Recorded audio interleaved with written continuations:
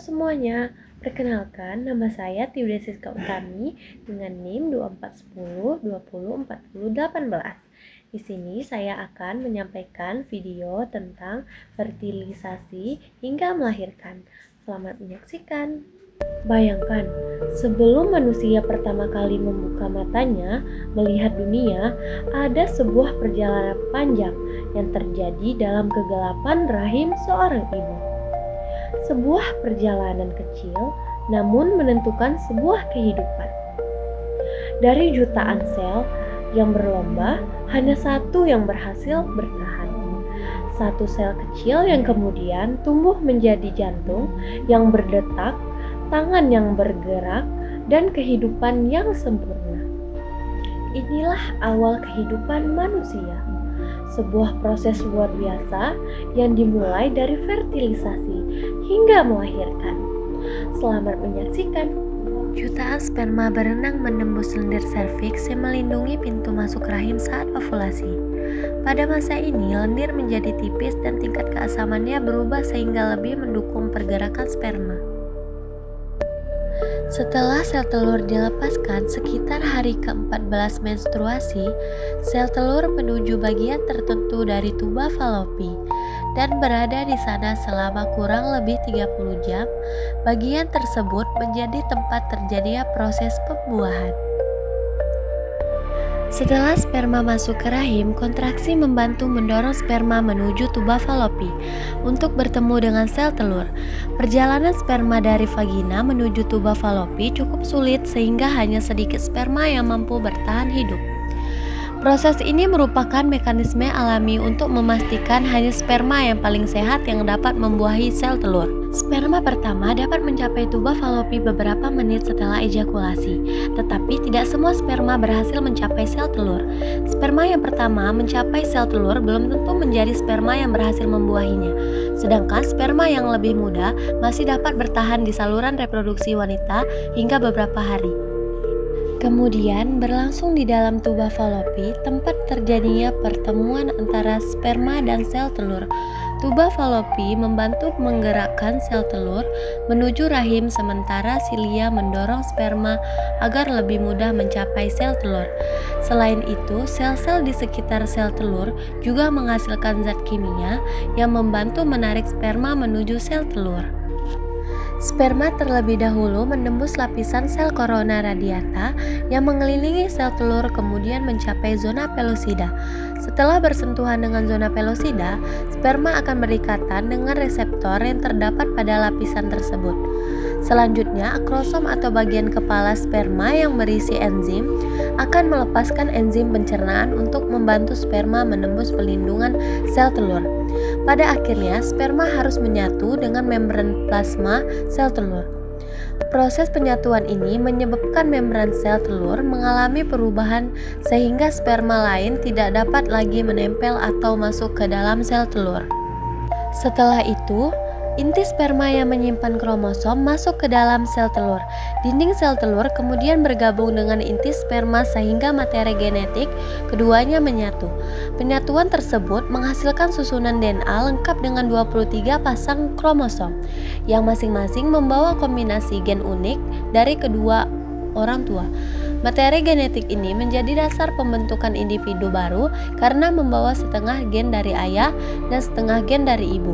Sejak saat itu, berbagai karakteristik seperti jenis kelamin, warna rambut, warna mata, dan sifat lainnya telah ditentukan secara genetik.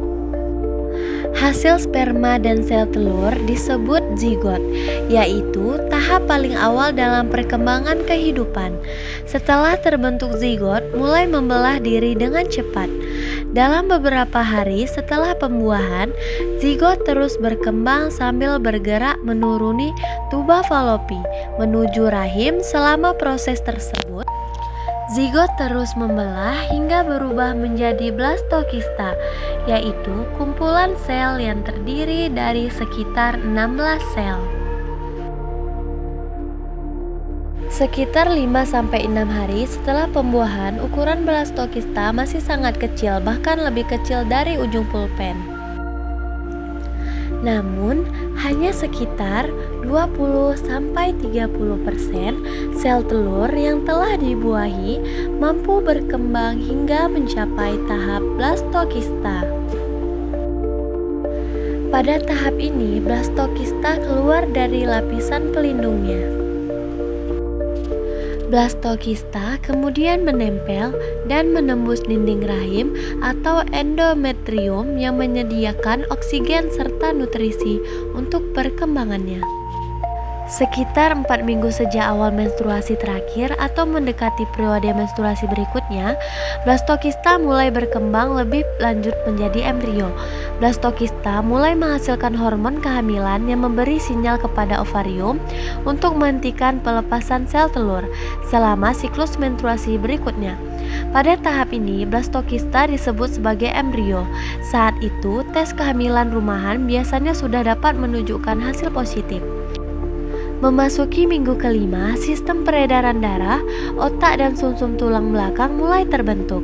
Jantung kecil embrio juga mulai berdetak.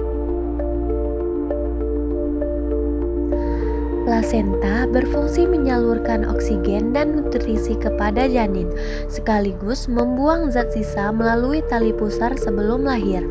Darah bayi dapat bersirkulasi jutaan kali selama proses perkembangan. Hidung dan mulut mulai terbentuk pada minggu ke-6. Pada minggu ke-7 dan ke-8, embrio telah berlipat ganda ukurannya. Setelah tangan dan kaki kecil minggu lalu mulai tumbuh.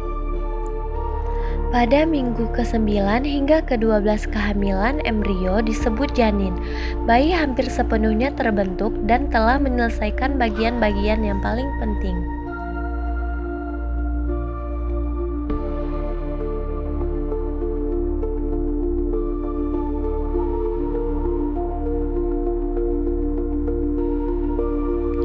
Otot diafragma mulai tumbuh, sistem reproduksi, peredaran darah, dan saluran kemih semuanya berada pada tahap perkembangan lanjut.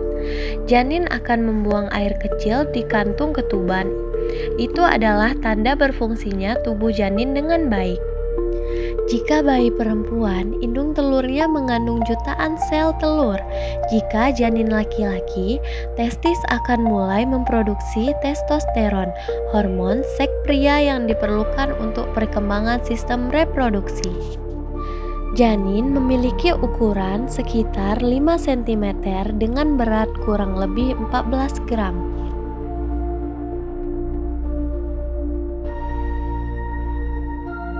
Janin terus mengalami pertumbuhan dan perkembangan hingga akhirnya siap untuk dilahirkan.